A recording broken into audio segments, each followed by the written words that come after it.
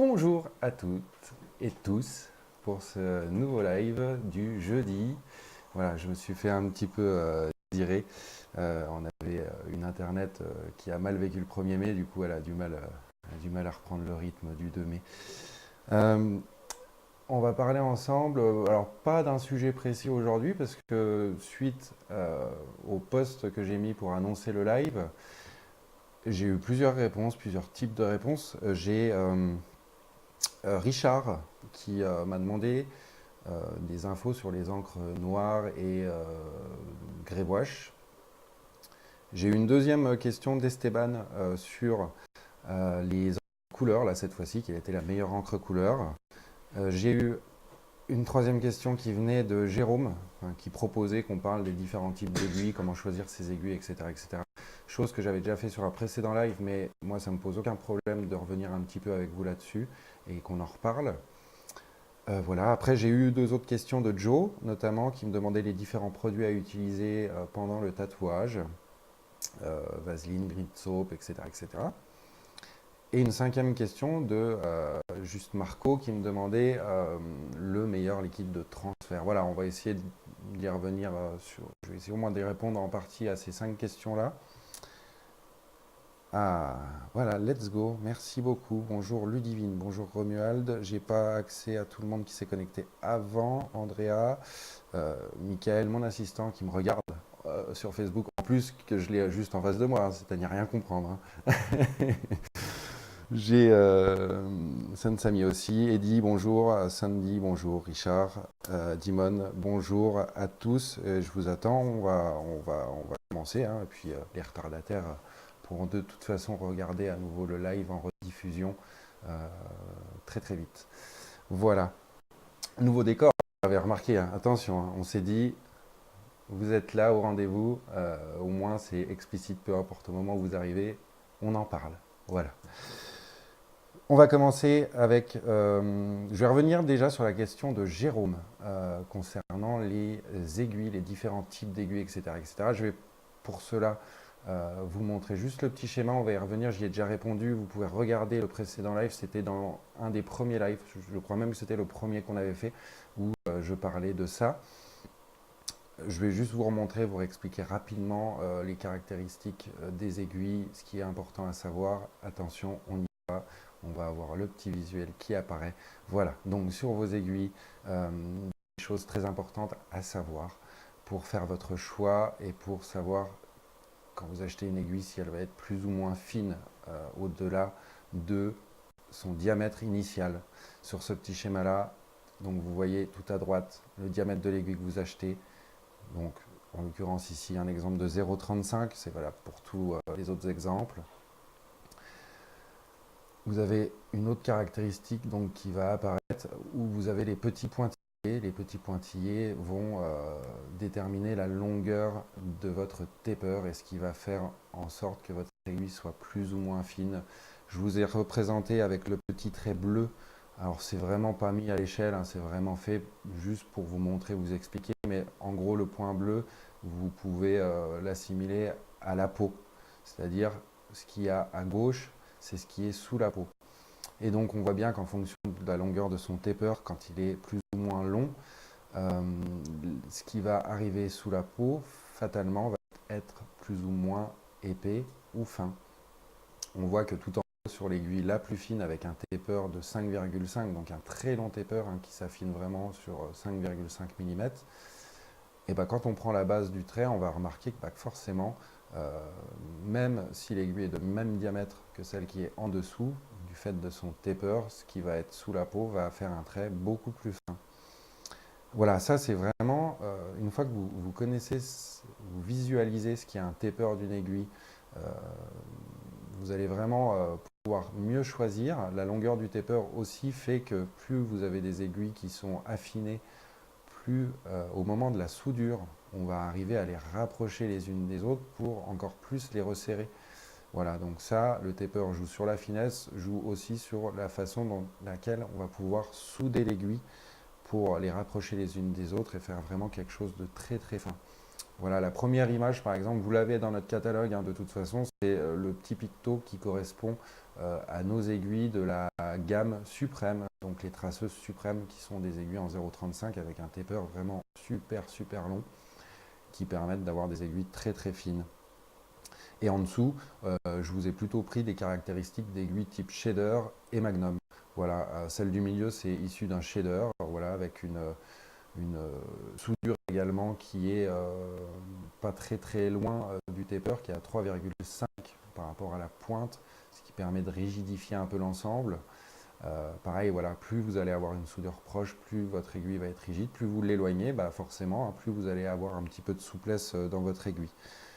Donc tout ça vous aidera bien entendu à choisir les différents types d'aiguilles que vous voulez. Je peux vous laisser une petite seconde si vous voulez si vous avez des questions par rapport à ça. Euh, je peux vous aider à y répondre. Mais voilà, apprenez presque ça par cœur, c'est-à-dire que les caractéristiques d'une aiguille, ça vous aide beaucoup à faire votre choix.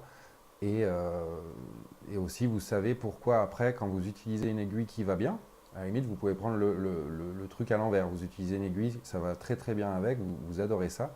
Et ben, quand vous savez ce que vous utilisez, vous allez voir ses caractéristiques. Comme ça, vous savez que potentiellement, bah, vous préférez une aiguille avec un taper très très long, plutôt de diamètre 0,30, 0,35, 0,40, ça dépend de vos habitudes. Il y a beaucoup de 0,25 aujourd'hui qui sont utilisés, vraiment parce qu'on recherche la finesse, vraiment, vraiment avoir quelque chose de fin qui nous donne des beaux effets, qui remplissent bien. Voilà. C'est vraiment un petit peu la base quand on veut faire sa sélection d'aiguilles. Et puis comme je vous le dis, hein, bien entendu, il y a aussi votre ressenti à vous, hein, qui fait que vous êtes plus ou moins à l'aise avec tel ou tel type d'aiguille. Bonjour Fabrizio, comment vas-tu? Faut que je te vois vite, hein, tu me manques. Euh, voilà, donc pour cette petite rétrospective assez rapide sur comment est fait une aiguille, mais on peut y revenir, j'y reviendrai. Si dans 3 semaines, 4 semaines, vous me redemandez d'en parler, moi ça ne me dérange pas, hein. Je suis là pour remettre un petit peu la couche, pour bien essayer de vous réexpliquer. C'est un sujet complexe, là j'ai pas forcément pris d'exemple, je vous ai vraiment parlé de technique, hein. Je ne vous parle pas de telle marque ou telle marque d'aiguille, c'est une généralité, hein, de toute façon. Après, quand vous savez comment vos aiguilles marchent, comment elles sont faites, vous allez vous déterminer la marque que vous affectionnez le plus, voilà, par rapport à ces caractéristiques-là. Voilà, Fabrizio, je reviens à une petite parenthèse juste pour toi. Je prépare un live sur le montage du tabouret, parce que tu me l'as demandé à Lyon. C'est toujours resté dans un petit coin de ma tête. J'y fais vraiment attention. On va se faire ça bientôt et je te prendrai avec moi en duplex comme assistant montage tabouret. Bonjour Christophe également, bonjour Sylvie. Voilà, donc je viens de passer en revue un petit peu les caractéristiques des aiguilles, chose qu'on avait déjà vue. Je vais passer à la deuxième question qui était posée par Richard, à savoir, euh, vous parlez des encres noires et grey wash. Donc, énormément d'encre sur le marché, ça, tout le monde se l'accorde. Quelques marques interdites, je n'en parlerai pas. Quelques marques autorisées, je vais vous en parler. Je vous dis bien quelques marques parce que je ne distribue pas toutes les marques, enfin en tout cas en termes de marques autorisées, j'ai un grand panel de disponibles malgré tout. Euh, je vais revenir avec vous sur la complexité de pouvoir vous orienter vers ça. Euh, euh, je m'arrête juste sur la question de Yannick, un comparatif sur la qualité des cartouches. Oui, je peux le préparer. Je peux le préparer d'ailleurs. Euh, C'était prévu au programme. Juste en avant-première, vous allez avoir disponible la semaine prochaine 2 nouvelles gammes dans la gamme des cartouches ITC. Voilà, vous aurez 2 nouvelles gammes disponibles, 2 nouvelles gammes à membrane. Et bien entendu, je reviendrai, je vous ferai un petit récap de tout ça sur un prochain live avec vraiment, encore une fois, en parlant de la caractéristique de l'aiguille, de la caractéristique aussi de la membrane ou du petit élastique en fonction des marques. Tout le monde n'utilise pas forcément membrane ou élastique. Notamment sur les tensions de celles-ci qui vont jouer vraiment beaucoup sur votre ressenti quand vous travaillez avec et qui vont être plus ou moins adaptées en fonction du travail à réaliser. Voilà, je reviens là-dessus, je verrai peut-être semaine prochaine, j'ai juste besoin encore d'effectuer quelques mesures sur toutes les cartouches qui sont disponibles pour vous donner avec précision les tensions, etc. etc. Donc il faut que je le prépare un tout petit peu. Oui, je reviens sur les encres noires. Donc les encres noires, plein de choses qui se font. Euh, la difficulté de vous orienter là-dessus, c'est que vous êtes tous différents, vous travaillez tous différemment et on a des résultats également un peu tout différents. Je sais qu'on était en train de vous préparer un petit montage, je ne sais pas si Mika pour toi c'est ok sur les encres noires. Je voulais faire un petit tour de revue avec les différentes marques et vous montrer des photos que j'ai chopées sur les Instagram du coup des fabricants qui repostent des tatouages d'artistes qui utilisent ces encres-là pour un petit peu vous montrer ce qui peut être fait avec. J'ai pas mal de personnes qui me disent, voilà, cette encre-là, c'est pas bien. Par exemple, si on regarde Carbon Black, là, c'est la première dont je vais vous parler, Carbon Black, la numéro 13. Voilà, dans toutes les marques, j'ai des personnes qui vont me dire, c'est vraiment pas bien. Enfin, voilà, on me sort des mots un peu plus forts que ça, comme c'est de la merde, je ne voudrais pas travailler avec cette encre-là, etc. Je proscris c'est de la merde, entre guillemets, parce que j'ai plutôt tendance à dire ça ne vous convient pas. Voilà, la texture de l'encre, comment vous travaillez, comment vous piquez, ça ne convient pas à votre main, à votre travail, tout simplement. C'est pour ça que c'est plus ou moins compliqué de la faire rentrer ou pas. Donc, je vous montre juste un exemple avec la carbone numéro 13 qui est sortie, donc la carbone black numéro 13. Voilà, on voit que ça a été fait avec. En termes de noir, voilà, pour moi le résultat est là, donc c'est une encre qui fonctionne. Voilà, je vais passer un petit peu rapidement en revue un peu tout. Je vais vous montrer un résultat de chez Fusion, par exemple. Fusion également qui font euh, des séries de noirs. Voilà, vous avez un dos qui est fait euh, voilà, avec Fusion. Donc ça marche. J'en ai un deuxième, je crois, de mémoire de Fusion que je peux vous montrer normalement. Non, on n'en a pas un deuxième, donc on va passer tout de suite à Intense. C'est mon assistant qui me dit non, non, on n'en a qu'un. Donc voilà, ça c'est fait avec Intense par exemple. Euh, on a également Pantera euh, qui dans la gamme de noir est très utilisé. Voilà. Vous avez ça, vous avez également Silverback. Hein. Silverback, on en entend beaucoup parler également. Vous avez énormément beaucoup de tatouages qui sont réalisés avec l'encre là. Voilà, ça c'est réalisé avec Silverback. J'en ai peut-être une deuxième Silverback. Donc là c'était la gamme par exemple la 13, là, la dernière qui vient de sortir.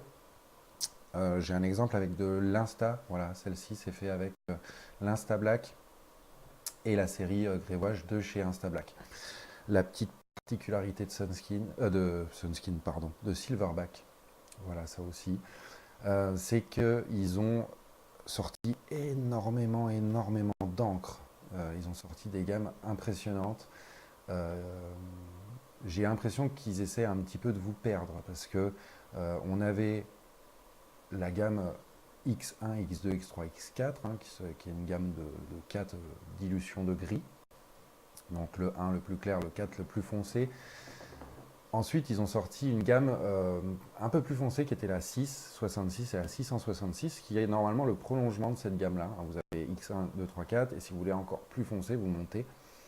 Et voilà, jusqu'à 2-3 ans, on n'avait que cette gamme-là de dispo. Ils ont sorti donc la gamme Insta par la suite. La gamme Insta, c'est 10 dilutions de gris, mais à l'intérieur de cette dilution de gris, vous retrouvez un équivalent au X1 jusqu'à la 666. Donc ils ont repris, ils ont remélangé, ils ont refait une formule et à l'intérieur de ça, vous avez en gros des jumeaux. Hein, vous avez, quand vous prenez le X4, et ben, il va être équivalent très proche du 4 de chez Insta.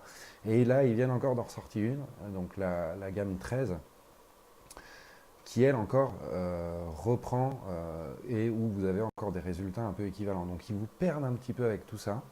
Si vous bossez déjà chez Silverback, vous pouvez toujours tester des nuances qui ne sont pas dispo, par exemple dans les 6-7 premières là, qui sont sorties, et si vous montez un petit peu dessus pour essayer, mais euh, on se sent un petit peu perdu. Voilà. Et après, au final, ils ont également trois noirs. Ils ont l'Insta Black, le Triple X Black, le Stupid Black, pardon, 4 noirs, et il y a le 13 là qui vient de sortir également. Donc pareil, il y a énormément de tatous qui sont avec ça. Silverback, je crois que on les a peut-être déjà montrés. Voilà, donc c'est une gamme très très vaste Silverback, mais qui a beaucoup de doublons. Enfin, voilà, à l'intérieur, on trouve beaucoup de doublons. Euh, donc voilà, après avoir à l'utilisation, forcément, certaines personnes auront leur petite préférence sur une gamme ou l'autre. De toute façon, les trois sont dispo à la vente. Elles ne viennent pas, les nouvelles ne viennent pas supprimer des anciennes gammes, hein, ils les conservent de toute façon toujours, jusqu'à quand je ne sais pas. Peut-être qu'un jour ils arrêteront le X1, X4 pour continuer avec les nouvelles qui sortent. Mais voilà, vous avez de quoi un petit peu vous perdre chez Silverback. Si vous avez besoin d'infos, hein, n'hésitez pas. De toute façon, on peut voir ça ensemble. Je regarde. Bonjour Junior, bonjour Xavier, bonjour Toureau, bonjour Jérôme. Hein, je ne t'avais pas dit bonjour la semaine dernière, mais j'avais vu que tu étais là et tu m'as fait la remarque. Bonjour Baptiste Bob, Jonathan Alain, Olivier, Turo, Do Tatou. J'essaye de n'en oublier aucun et de vous remercier encore une fois d'être présent avec moi les jeudis à midi. Voilà, je continue avec Sunskin également, ouais, qui a sorti une gamme où là on a peut-être un exemple aussi. J'attends juste, je prends un peu de cours, Michael, le pauvre, je ne ménage pas. Sunskin, voilà, voilà, ça c'est un exemple du coup de chez Sunskin. Je vous avais dit que c'était Silverback, je me suis complètement viandé. Euh, voilà, donc ça aussi c'est du Sunskin. Donc plus ou moins noir en fonction de la carnation de la peau de votre client, hein. Ça, le noir ça va vraiment jouer sur la peau de la personne avec qui vous travaillez. On travaille sur du vivant, donc tout ne réagit pas pareil et c'est ce qui fait aussi, bah voilà, que des fois vous prenez votre pied parce qu'en fonction de la peau que vous avez en face, des fois c'est un petit challenge à se dire, bah, je vais arriver à sortir un truc sur une peau comme ça qui s'y prête pas forcément ou sinon vous avez des peaux de cochon comme la mienne et normalement vous vous régalez. On va passer du coup du noir à la couleur. Ça c'est pareil, vous conseillez la meilleure marque d'encre, il n'y en a pas. Il n'y en a pas. Elles sont toutes bien ces encres qui sortent. Euh, je vais vous montrer par les résultats hein, également que voilà, il y a pas photo. En gros, c'est soit on aime, soit on n'aime pas la marque. Ça va jouer sur sur la composition, sur la fluidité de l'encre, sur la facilité à la faire pénétrer. Euh, Vous allez aussi avoir des encres d'une certaine couleur dans une certaine marque qui vont être une tuerie, qui vont vous convenir vraiment, vraiment, vraiment très, très bien. Et puis, bah, vous passez, je sais pas, vous avez le rouge dans une marque qui se pose vraiment très, très bien. Vous passez sur du bleu, du jaune, et puis vous allez dire, bah voilà, ça n'accroche pas, elle tient pas, donc vous allez partir dans une autre gamme pour avoir la couleur que vous avez. Et ça, je pense que c'est vraiment valable sur beaucoup de marques d'encre. Après, il y a des gens qui affectionnent pardon, vraiment une marque d'encre et qui restent vraiment dedans parce que toutes les encres qui sortent dans la gamme et les couleurs, pour eux, se travaillent bien et se posent bien. Je vais vous montrer par exemple des exemples bah, voilà, des encres qu'on voit beaucoup, par exemple avec Eternal. Donc ça, voilà, c'est l'Eternal. Donc on voit que voilà, des personnes me diront le jaune de chez Eternal, je l'aime pas, ça se pose pas bien, etc. Encore une fois, c'est que il n'est pas fait pour vous et il y a vraiment euh, quelque part, c'est pas parce que cet artiste-là, la photo que vous êtes en train de voir, le mec il arrive à faire un truc de dingue avec ces encres-là, euh, que ça va convenir à tout le monde. Encore une fois, ça lui convient et il arrive à la poser comme il a envie de la poser. Mais c'est pas une mauvaise encre, du coup. On peut pas dire c'est une mauvaise encre, puisque bah, de l'autre côté, il y a voilà, des personnes qui arrivent à sortir ça avec. Donc on peut difficilement dire qu'elle n'est pas de qualité et qu'elle ne fonctionne pas. Et puis voilà, la personne qui l'a tatouée, voilà, elle a la peau aussi qui va bien pour faire ressortir les couleurs, etc. etc. Je vais passer bah, chez Fusion. Hein, chez Fusion, pareil, c'est des gammes d'encre réputées pour avoir vraiment voilà, des rendus avec des couleurs qui ressortent vraiment bien. J'ai celle-ci qui a été faite voilà, je l'ai prise sur leur Insta de la Pro Team avec voilà, Michael Taguet, hein, on va faire un petit peu Cocorico, hein, qui est en France. Voilà, donc moi je trouve que cette encre-là, en termes de résultats, voilà, vous voyez qu'il y a des gens qui font des trucs assez sympas avec ces encres. Euh, on va passer sur Intense. Je vais vous montrer également des petits exemples avec Intense. Au niveau des couleurs, voilà, pareil, hein. Euh, voilà, ça fonctionne. On ne peut pas dire que l'encre ne fonctionne pas. J'en ai une deuxième normalement chez Intense. Voilà, j'ai essayé de prendre un peu avec tout le travail de couleur, hein, que ce soit de la couleur vive, de la couleur un peu plus pastel, un petit peu. Voilà, vraiment avoir un petit panel de tout, hein, pas forcément vous montrer que des trucs qui flashent. J'ai également les encres de chez Rabbit, hein, que l'on distribue. Voilà, ça va plutôt motif trad. Euh, voilà, ça c'est plutôt pas mal aussi. Voilà, on est sur un motif peut-être un peu plus, et puis une peau aussi qui est avec un motif un peu plus trad, donc des couleurs un peu moins brillantes. Faut toujours se méfier aussi des photos qu'on voit sur les sites, hein, puisque moi je les prends bien entendu chez les fabricants d'encre qui postent ça sur leur Insta, mais faut aussi voir à quel moment la photo a été prise. Ce qui est intéressant, c'est d'arriver à en revoir une fois cicatrisé, hein, parce que de toute façon, vous avez une perte euh, de la couleur, hein, ça c'est de toute façon une évidence et on peut absolument rien faire contre, hein, que même le meilleur des tatoueurs qui essaye de poser de la meilleure des manières l'encre, on a toujours de toute façon une atténuation, hein, dans le temps et au bout de quelques semaines. Et puis on va terminer avec World Famous, à moins que j'en ai une deuxième. Ça c'est aussi Rabbit, voilà. Non, ça c'est World Famous, pardon, excusez-moi. Donc World Famous, voilà, avec une belle gamme de bleus, hein, notamment chez World Famous, hein, on arrive à trouver quand même des belles nuances. Ce qui me revient souvent, vos commentaires en tout cas, puisqu'il n'y a que vous qui pouvez m'aider à retransmettre l'information, votre ressenti, c'est que ça se pose quasiment de la même manière qu'Eternal en termes de fluidité, etc., etc. On est assez proche. Voilà, une deuxième de World Famous. Voilà, notamment, vous pouvez voir que là, j'avais vu sur leur Insta que bah, tout ce qui est gris un peu bleuté, ça a été fait à la Depancho, donc la série à Depancho, qui est une série de noirs coupés avec du blanc. Du coup, hein, c'est pas une dilution avec un diluant qui éclaircit l'encre, on le coupe vraiment avec du blanc. Et là, en l'occurrence, chez Adepancho, ils rajoutent une petite touche de bleu à l'intérieur. Ce que vous avez également à l'inverse, toujours chez World Famous, c'est du monochromatique, où là ils ont vraiment fait une dilution noir-blanc uniquement pour avoir du gris voilà, qui contient, voilà, qui n'est pas un peu bleuté. Mais ça dépend encore une fois comment vous voulez travailler votre motif, ce que vous voulez faire et quel résultat vous voulez obtenir sur votre tatou.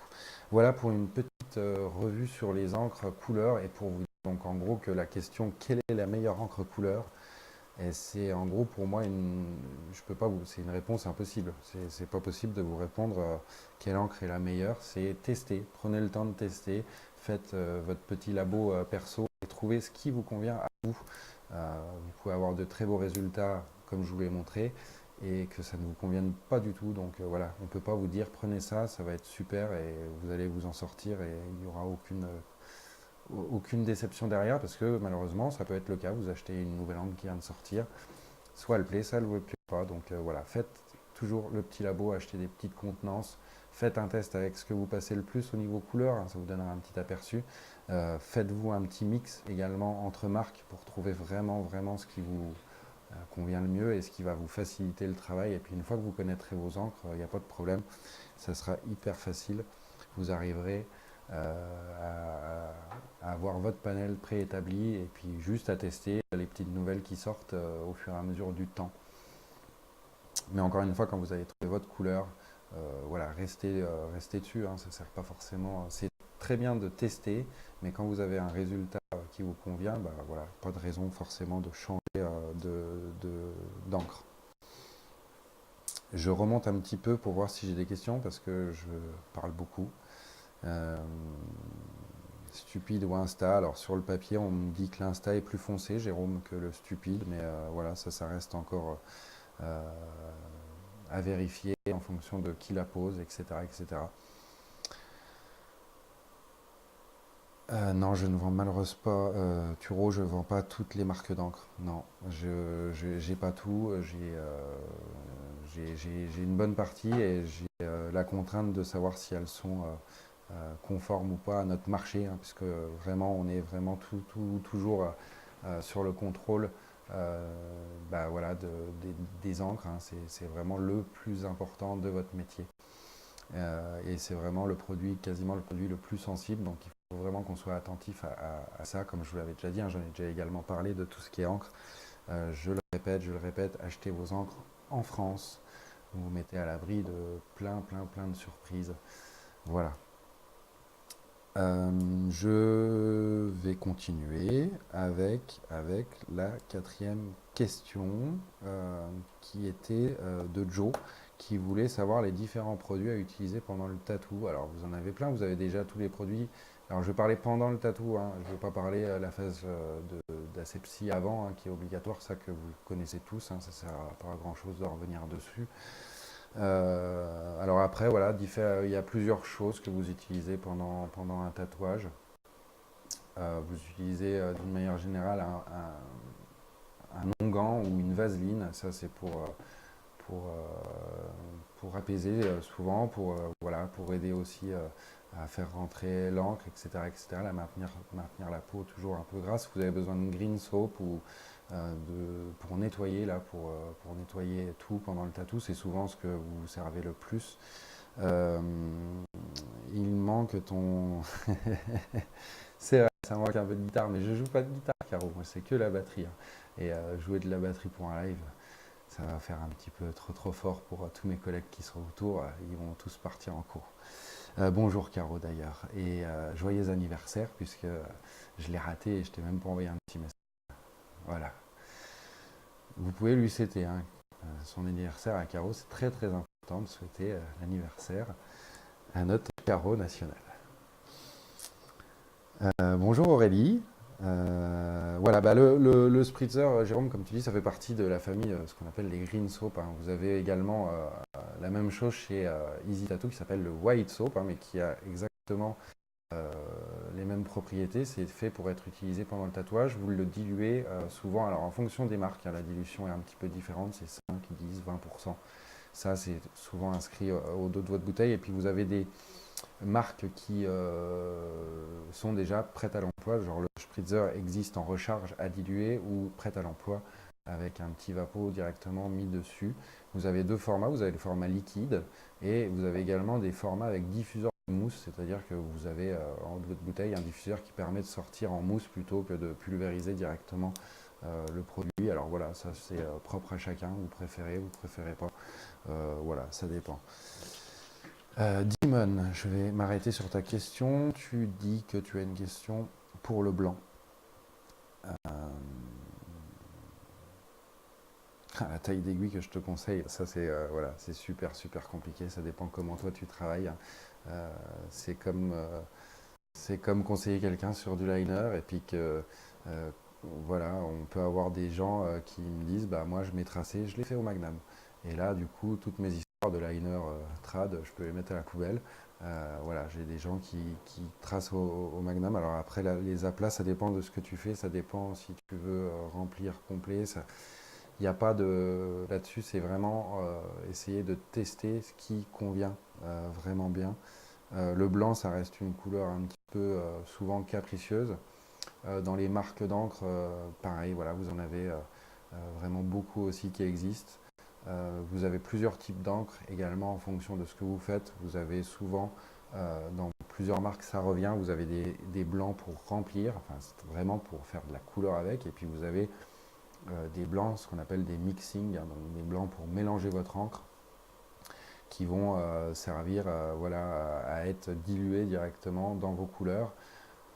La seule différence qu'il y a clairement, c'est la quantité de pigment qui est mis dans votre bouteille, hein. Si vous prenez deux bouteilles l'un à côté de l'autre, vous allez voir que dans la mixing, vous allez avoir 2 fois moins de pigment.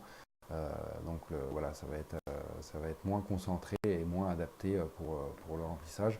Vous avez plein de marques qui font ça. Vous avez celle que je vous ai citée, hein, vous avez World Famous. Et il y a une marque qui s'appelle Nuclear White, qui ne fait quasiment que du blanc. Et ils ne vendent que du blanc. Donc du coup, hop, je descends un petit peu.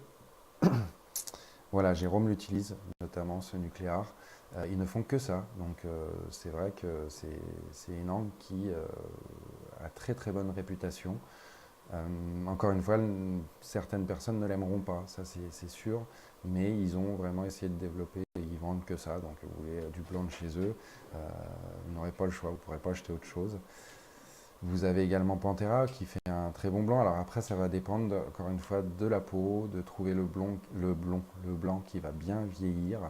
Le blanc, souvent, la plus grosse peur qu'on a, c'est qu'il parte un petit peu sur le jaune dans le temps. Donc ça, pareil, c'est pas forcément votre faute à vous, c'est pas forcément la faute du blanc en lui-même, mais et c'est peut-être aussi la peau de votre client qui, au fur et à mesure du temps, bah, fait réagir l'encre et l'assimile d'une manière différente. Et encore une fois, chaque tatoué aura un résultat différent avec la même encre, hein. On n'invente rien, on sait très bien que euh, c'est normal et que notre support, c'est pas une toile, donc ça bouge beaucoup plus dans le temps. Oui, pour une autre catégorie de magnum, c'est plus ou moins dilué, diamètre d'aiguille. Je lis la question de Démon en même temps, excusez-moi. Ok, regardez le blanc. Ouais, sur la. Alors, pour ce qui concerne les magnums, on a une grosse évolution de la consommation. C'est, les tendances changent beaucoup. On est parti avant sur des magnums diamètre 0,35, il y avait quasiment que ça sur le marché. Aujourd'hui, on arrive à avoir des magnums qui ont des caractéristiques de liner, c'est-à-dire avec des tapers super longs, avec des aiguilles hyper fines, du 0,25, du 0,30. Voilà, ça évolue beaucoup. Ça évolue vraiment beaucoup. Je rebondis là-dessus, justement, en termes de différence d'aiguille, et je fais le rapprochement par rapport aux cartouches. J'ai eu la question la semaine dernière, je n'avais pas pris le temps d'y répondre dans le live, du coup j'ai contacté directement la personne pour y répondre, qui me disait que sur certaines cartouches, il se plaignait d'avoir, par exemple, noté 7 sur sa buse et d'avoir commandé des aiguilles de 9 Magnum, par exemple. Ça s'explique tout simplement parce que il a pris des aiguilles de 9 en 0,30 et les buses qui sont fabriquées dans des moules pardon, sont fabriquées en série par milliers de pièces.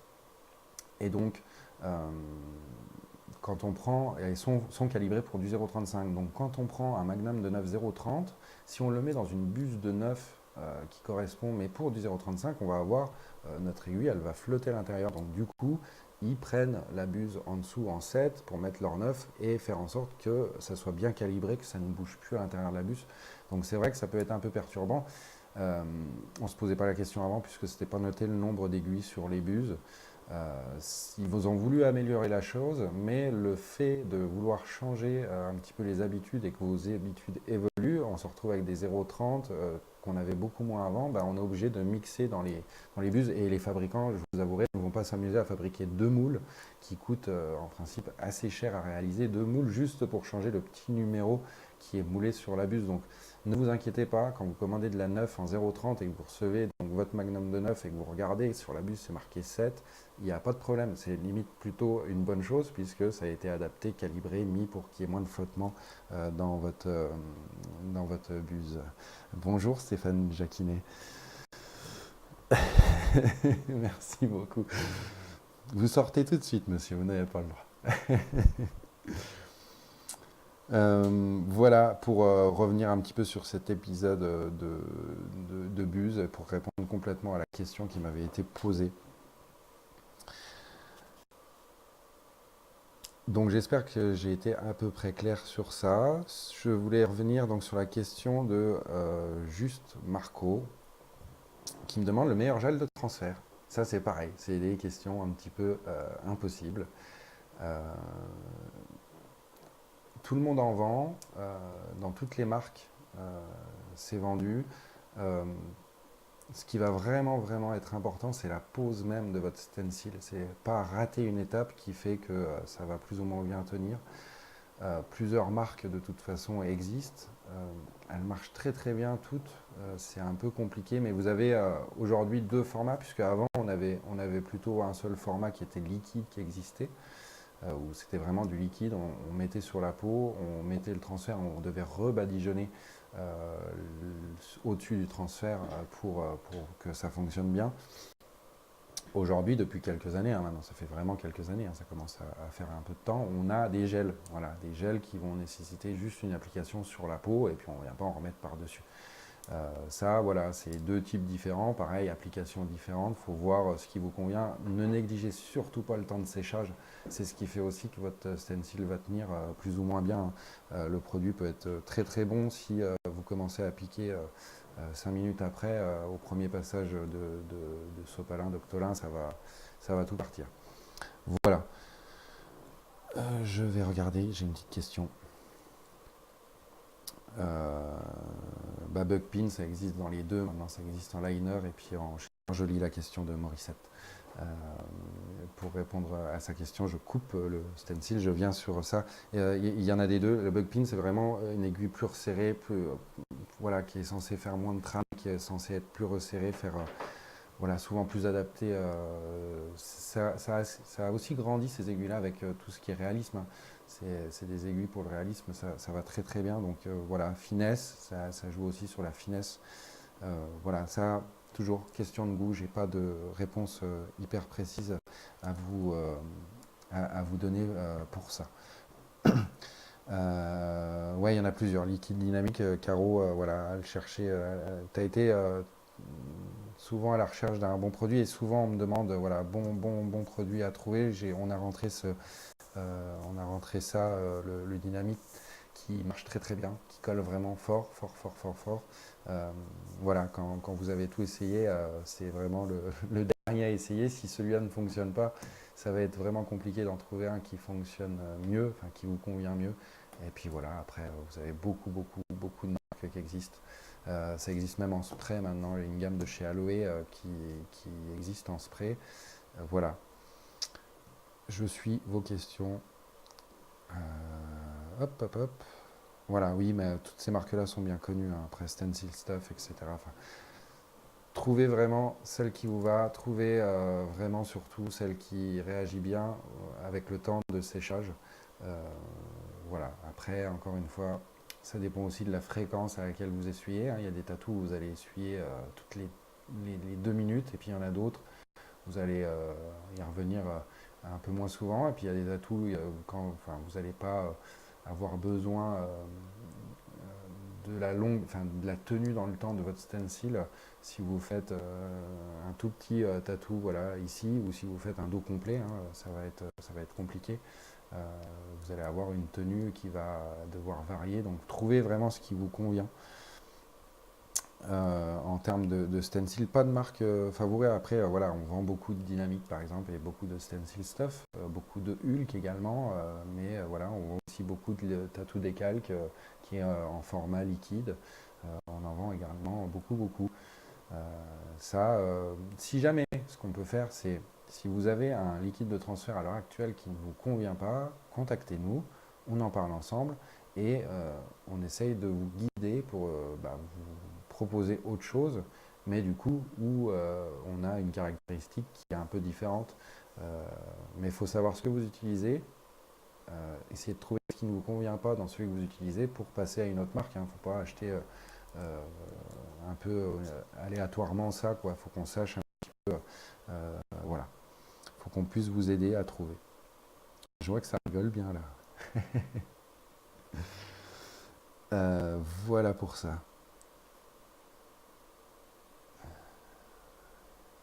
Ah, j'ai Quad Dave qui m'a contacté. Oui, on vient de savoir au téléphone. Donc c'est bon, ton problème est résolu. Bah, si le problème est résolu, c'est parfait. Euh, ouais, bah ça c'est une bonne info à savoir. Si Browser ne met pas à jour ce petit logiciel, ça va pas. Je leur passerai un petit coup de téléphone pour leur expliquer. Bah c'est parfait si ça fonctionne. En tout cas, comme je t'avais dit, si ça n'allait pas, on te le remplaçait tout de suite par un neuf. Ça ne t'aurait posé aucun problème. Voilà pour ce petit live ensemble. Je ne sais même pas combien de temps, depuis combien de temps on est ensemble. On arrive quasiment aux 50 minutes. Ouais, ce que je voulais faire, ce que je voulais essayer, hein, parce que j'aime bien tenter des nouvelles choses, c'est que je vais être un peu dingue. On a parlé des noirs. Je voulais voilà, voilà, je vous en ai emmené deux, trois des noirs pour vous montrer toutes les marques. J'ai rentré cette gamme-là qui s'appelle Unique, voilà, qui est, à qui j'en ai donné un petit peu en test. J'ai deux, trois personnes qui les ont en test. Et donc, du coup, ce qu'on va faire, c'est que là, je vois que vous êtes pas mal à regarder. Et bah, écoutez, pour les 20 premiers qui vont m'envoyer un petit message en privé sur Nicolas ITC, et ben, je vais vous faire envoyer en échantillon gratuit deux de ces encres-là. Je vais vous envoyer un liner, un filler que vous allez me tester et vous serez testeur et vous devrez me dire ce que vous en avez pensé. C'est une gamme donc de gris dilué, enfin de noir dilué, donc qui part de, voilà, ils ont fait 45, etc., la saturation de la couleur. Moi, je vous propose, je vais au 30 premiers envoyer ces deux-là, le liner, le filler. Vous allez me faire vos tests, vous allez voir par rapport à ce que vous utilisez et puis vous allez me redonner vos infos et je pourrai vraiment avoir un panel d'utilisateurs qui me redonnera son ressenti là-dessus. Pourquoi ça? Parce que c'est le meilleur moyen de vous orienter par la suite. Hein, si je vais arriver sur ce panel-là, à tirer des informations très importantes pour vous après, pour pouvoir vous les redonner. Voilà, on a très rarement l'occasion de vous proposer ça puisque les fabricants d'encre nous laissent très très rarement possibilité de vous faire tester une encre. Là, on saute sur l'occasion, donc je vous ai dit les 20 premiers qui m'envoient un message, je vous recontacte, je vous les envoie, vous testez, vous regardez et on fait un petit point dans un prochain live ensemble. Voilà. Ouh là, ça se bouscule. Ah, voilà, vous êtes réactif. Hein. J'arrive même plus à voir mon écran là. Arrêtez s'il vous plaît. Donc, et ben voilà, je vous remercie en tout cas de suivre ça avec attention. Pour moi, c'était le petit mot de la fin. Je vous invite de toute façon à mettre un petit j'aime sur les réseaux sociaux. Vous voyez, là, on est là. C'est bien, la semaine prochaine, je pourrais presque faire la météo. Il faut que je m'entraîne. C'est super dur hein, de faire la météo quand même. Donc les réseaux sociaux ici.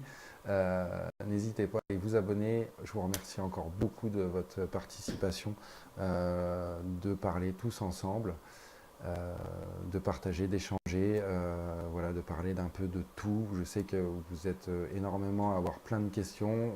On ne prend jamais le temps d'y répondre. Quand on se voit ensemble en convention, bah, ce n'est pas forcément des questions qui nous viennent à l'esprit. On a envie de partager un moment tous ensemble et pas forcément parler technique, tout ça, etc. Donc c'est l'occasion, ce live-là, d'y revenir. Voilà, je vous abandonne. Je vous souhaite un bon appétit. Et voilà, c'est la fin qui arrive. On vous dit à la semaine prochaine pour ce prochain live. J'essaie de revenir vers vous sur les cartouches, hein, comme ça m'a été demandé. Je reviens, voilà, je repose de toute façon pour voir un peu les demandes que vous aurez par rapport à ça. Je vous mettrai toujours un post pour que vous puissiez mettre vos propositions de sujets, etc. J'y reviens. J'essaye de faire au mieux. Au revoir à tout le monde. Je vous souhaite une très bonne après-midi. Merci encore d'avoir suivi ce petit live, ce petit moment ensemble. À la semaine prochaine, un très bon appétit. N'oubliez pas de manger, c'est super important. Il faut des forces pour travailler et pour avoir de l'attention. Surtout ces beaux tatouages qui sortent de chez vous. Et bien à la semaine prochaine. Bye bye à tout le monde.